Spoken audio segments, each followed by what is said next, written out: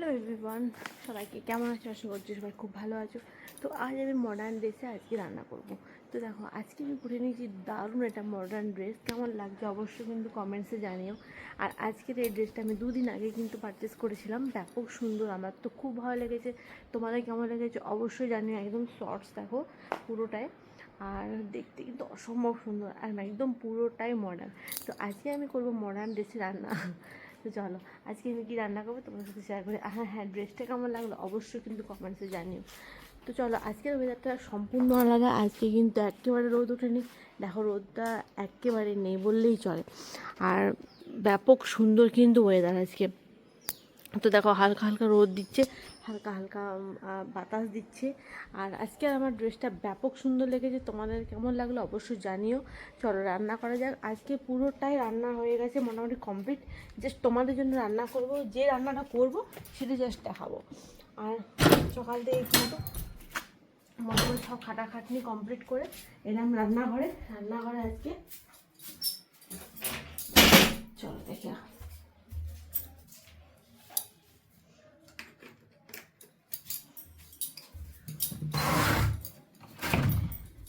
এই দেখো, রেডি করা আছে। এ হচ্ছে গিয়ে সোয়াবিনটা মানে পুরোটাই ভাজা হয়ে গেছে।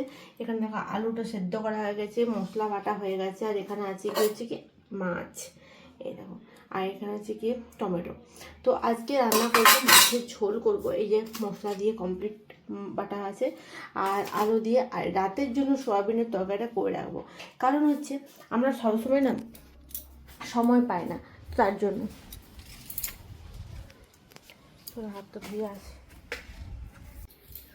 তো গাইস দেখো, এখন হচ্ছে কি রান্না, মাছের ঝোল করব। এরকম মোটামুটি সব রান্নায় কমপ্লিট করে ফেলেছি, আর এখন জাস্ট মাছটা করলেই হয়ে যাবে।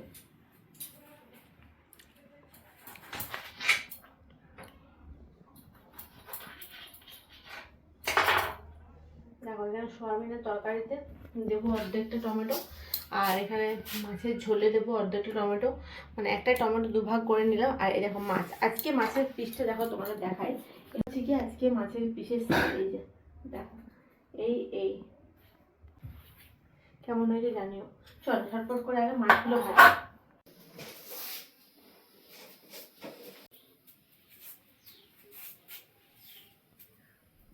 চলো আগে ফার্স্টে আগে দেখো মাছটা ভাজবো, তেল দিয়ে দিয়েছি কড়াই।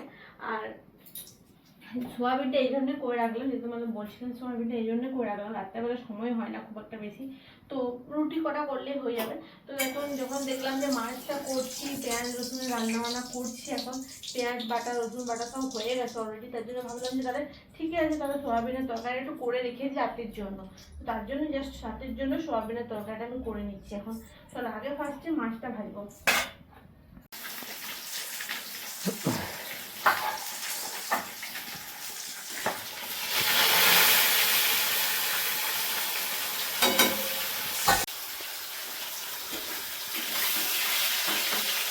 তো মাছটা আগে ফার্স্টে ভাজবো, তারপরে ওই তরকারিটা করবো, মানে সোয়াবিনেরটা। তারপর মাছটা ভেজে নিই ভালো করে। আর এখানে নিয়েছি পুরো 250 মাছ। নিতে পারে তো সেরকমভাবে লোক নিয়ে বাড়িতে, বুঝতে পারছো, কম ফ্যামিলি, ছোটোখাটো ফ্যামিলি হলে ছোটোখাটো তো কম দামে হয়ে যায়। তো আমাদের 4 জন মানুষ, তাই আমরা 250 মাছ নিয়েছি। তার মধ্যে দুটো বড় বড় পিস হয়েছে, দুটো পেটি সাইজ হয়েছে, আর দুটো মানে একটা মাছের মাথা ভাঙা ছিল সেটা হয়েছে, একটা ছোট্ট পিস হয়েছে। তো এগুলো আজকে হয়েছে, তো ভালো হয়েছে। আমাদের সেরকম বেশি খাওয়ার, একটা করে মাছ কিনেই যথেষ্ট।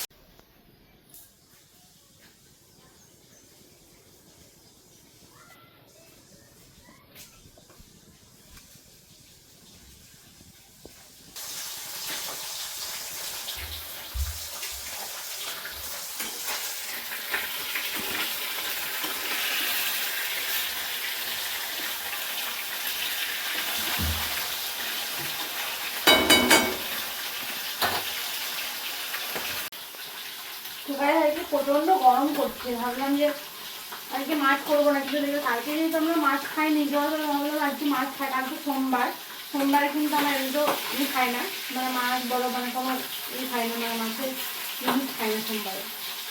শ্রাবণ মাছ তো পড়েই গেল। তো যাই হোক, আমরা শ্রাবণ মাছ সেরকমভাবে পালন করি না, কিন্তু হ্যাঁ সোমবারটা পালন করি আমি। চলো মাছ তুলে রয়েছে, ভাজা হয়ে গেছে। এটা একটা মাছের মানে মাছের মাথা ভাঙাটা একটা পিস বড়।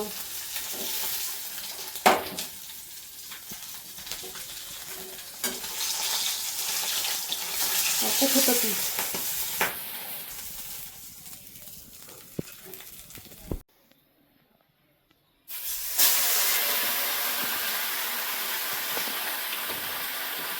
এরকম একটা পেটি খাল রয়েছে,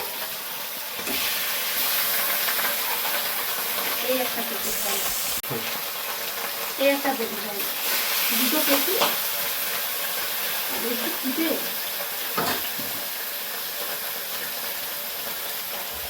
চলো বাটিটা আমি রেখে দিয়ে আসি বাইরে, ধোবো তো বাটিটা।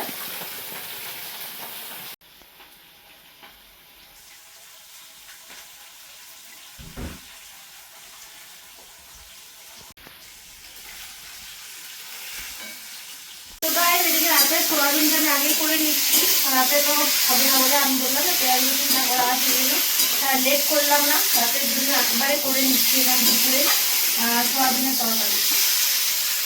মশলাগুলো তো কষানো হয়ে গেছে কমপ্লিট,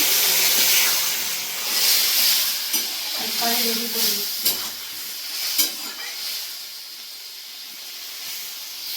তো চলো এখানে ফাইনালি আমার তো সোয়াবিন হয়ে গেছে কমপ্লিট, আর মাছের ঝোলটা করলে হয়ে যাবে। তো মাছের ঝোলে এদিকে মশলা টসলা সব তো রেডি হয়ে গেছে, ভালো করে ভেজে নিয়েছি। এবার মাছটা দিয়ে দেবো, দেখো ফুটে গেছে, মাছ দেওয়ার পালা। সব কটা মাছই আমি দিয়ে দিচ্ছি এখানে। মাছে আমি কিন্তু এখানে কোনো আলু দিইনি গাইস, কারণ সোয়াবিন আলুটা দিয়েছিলাম। আর এখন করবো আমি আলুটা মানে সেদ্ধ করব, আলু মাখা করব পেঁয়াজের জন্য, পেঁয়াজ দিয়ে খুব ভালো করে, তাই জন্য ঝোলে আর আলু দিলাম না। তো চলো এদিকে তোমার রান্না বান্না কমপ্লিট, এবার আলুটা সেদ্ধ করার পালা। আর আজকের ভিডিওটা তাহলে এখানে শেষ করছি, দেখা হবে নেক্সট ভিডিওতে। অবশ্যই চ্যানেলটা সাবস্ক্রাইব করে নেবে, যারা যারা মেম্বারশিপ জয়েন করেনি ঝটফট করে যাও। মেম্বারশিপে অনেক এক্সক্লুসিভ ভিডিও আমার জন্য রেডি করা আছে, আর লেভেল 4 আর লেভেল 3 তে জয়েন করে যাও। চলো টাটা।